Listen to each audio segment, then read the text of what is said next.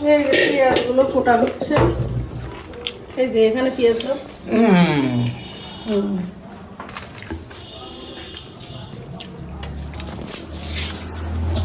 পেঁয়াজ কাটাকুটি চলতেছে আজকে। ছোট ছোট ছোট করে কি রান্না হবে আজকে? আজকে ভুড়ি রান্না হবে, গরুর গরুর ভুড়ি, সাথে কি খাওয়া হবে? পরোটা, রুটি। আচ্ছা, আল্লাহ দেখা ইনশাল্লাহ। শাশুড়ি ভুড়ি এনে রাখছে আগে থেকেই, জামাই আসবে ঢাকা থেকে, তাই এই সেই ভুড়ি রান্নার প্রস্তুতি চলতেছে।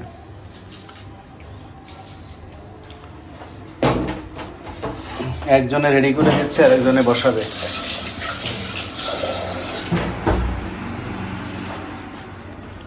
চলতে থাকুক তাদের রান্না।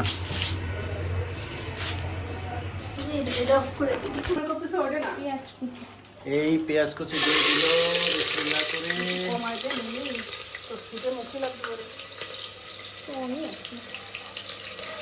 শুরু হয়ে গেল তাদের রান্না। বড়টা লম্বাটা কড়ার ভিতরে বলা ভাজির কড়াই ছিল।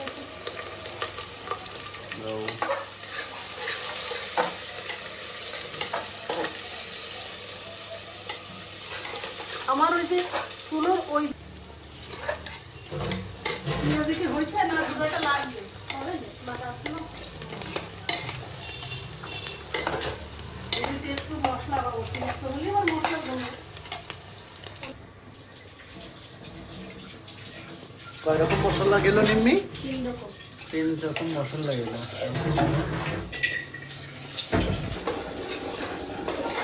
রান্নাঘরটা 2-1 দিনের মধ্যেই আমার শাশুড়ি বলতেছে যে ডেকোরেট করবে।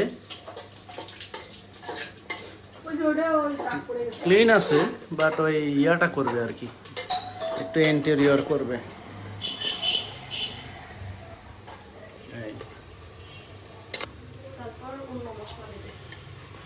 নিম্মি কি করবা জানি এই যে পেঁয়াজগুলো ভালোভাবে ভেজে নিব, বাদামি কালার করে, তারপরে যে বাকি এই মশলাগুলো দিব।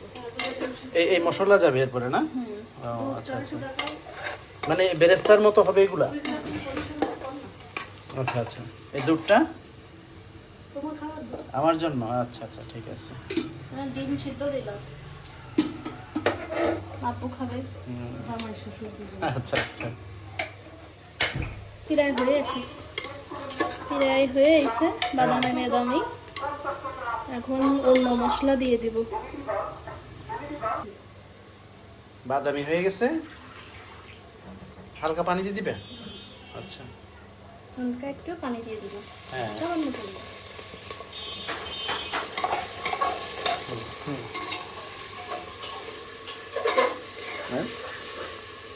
এবার এই মশলাগুলো সব দিয়ে দিব। এখানে কি কি আছে? এখানে আছে আদা বাটাও আছে ভিতরে আর কি, আর রসুন বাটা, পেঁয়াজ বাটা, মরিচ বাটা।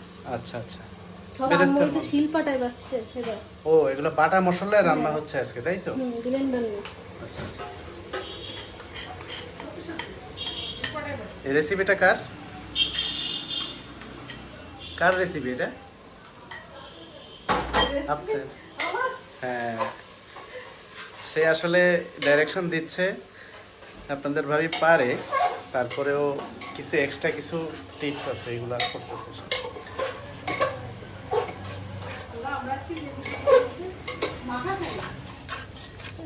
এইগুলো একটু ভাজা ভাজা, মশলাগুলো একটু ভাজা ভাজা করে নিব, নিয়ে গুঁড়া মশলা দিব কিছু।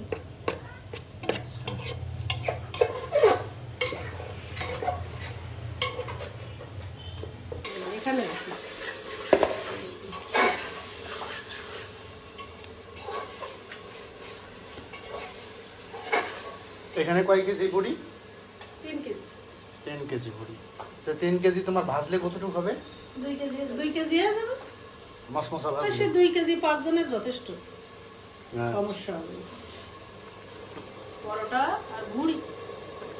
আচ্ছা, গুঁড়া মশলাগুলো দিয়ে দিব। ফার্স্টে হলুদ গুঁড়া দিলাম পরিমাণ মতো, লবণ দিব,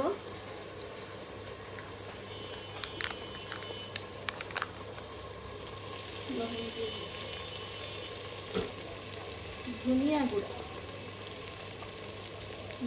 ধনিয়া গুঁড়া,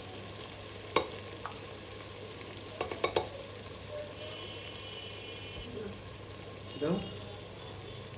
দিয়ে দিলাম জিরা গুঁড়া, গরম মশলা গুঁড়া।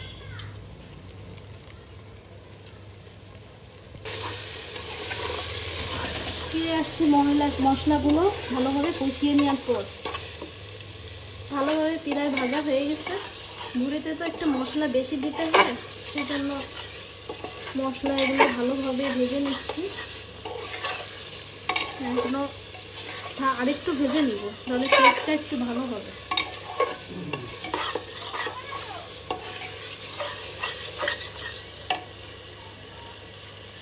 যে পরিমাণ মতো পানি দিয়ে দিলাম। মশলা ভালোভাবে ভাজা হয়ে গেছে।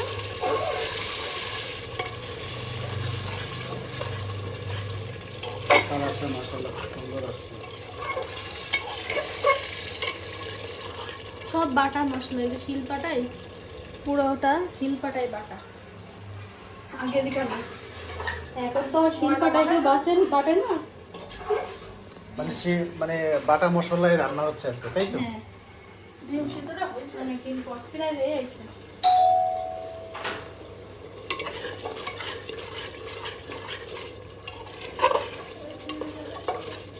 পুরিগুলো সম্পূর্ণ দিয়ে দিব, ফ্রেশ করা একদম।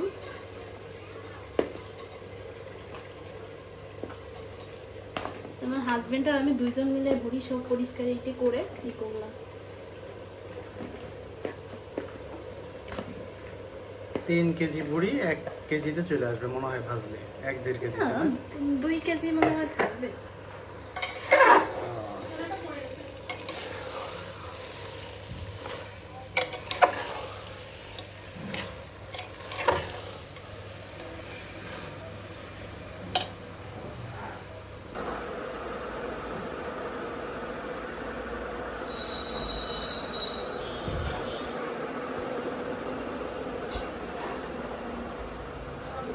এবার বড়িতে পরিমাণ মতো পানি দিয়ে দিব, এটা সিটি দিব সেই জন্য। মানে 1 সিটির জন্য আমরা ওয়েট করব, তাই তো? পরে কড়াইতে ভাজা ভাজা করে ফেলবো। প্রেসার কুকারে আগে একটু সিদ্ধ করে নিচ্ছি। ফ্লেভারটা এখন আমি পাচ্ছি হচ্ছে তোমার ওই সেম আমরা গরুর মাংস রান্না করি না, সেম ফ্লেভারটাই আসতেছে। পরে ভাজা ভাজা একদম কালো পরবর্তীতে দেখানো হবে ইনশাআল্লাহ।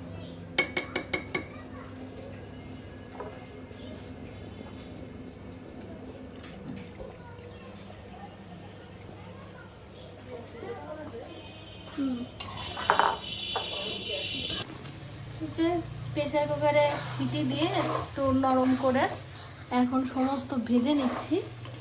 অর্ধেক এখানে, পুরোটা না, ভেজে একদম পুরো ভাজি ভাজি করে ফেলবো। ফাইনাল লুক দেখতে পারবেন আরেকটু পর। সাথে এখানে পরোটা ভাজতেছি আমি।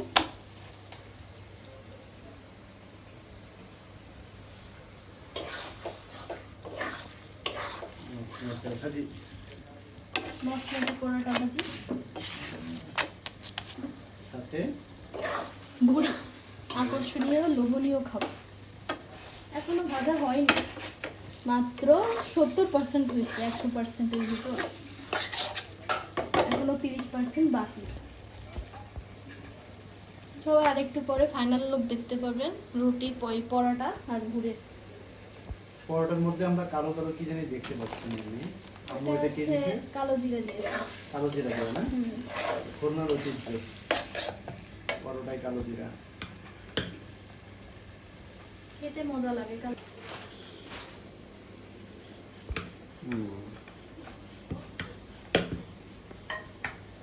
এই হচ্ছে আমাদের রাঁধুনি, কালো জিরা দেয়া। এই হচ্ছে পরোটা।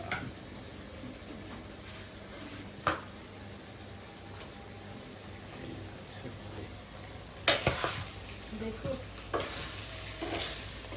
তেল তো বুড়ি মিশিয়ে তেল থাকে।